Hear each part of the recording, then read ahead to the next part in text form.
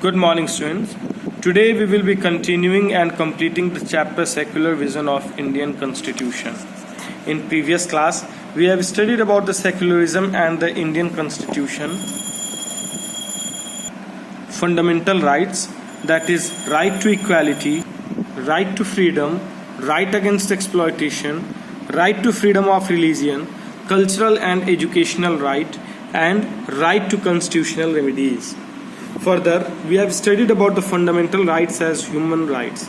Means the fundamental rights have been drawn or adopted from the Universal Declaration of the Human Rights by the United Nations, in which the fundamental human rights says that there are the human beings and there should be certain rights or certain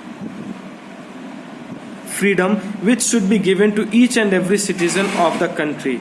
Means there should be certain right which should be compulsorily given and no one could snatch it from them. Today we will be continuing the fundamental duties.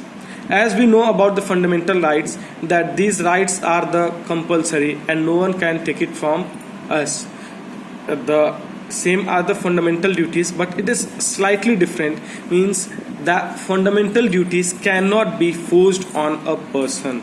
It is up to the will of a person. If he wants to follow the fundamental duties, he can.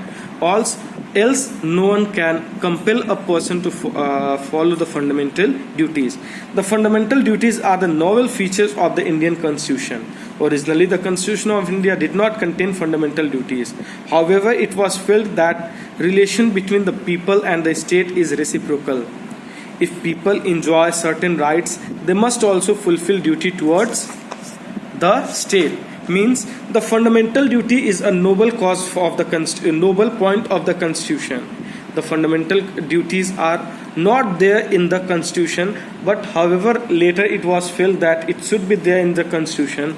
Like if a people enjoy any duties or any rights from a state or from a country, they should also have certain duty which they should render to the state. Although there is no provision in Constitution for the direct enforcement of any of these duties, yet courts are guided by these duties while interpreting various laws. Although we know that these provisions are not direct enforceable on any of the person, but it is given to the court that while interpreting any laws, the court must follow these fundamental duties.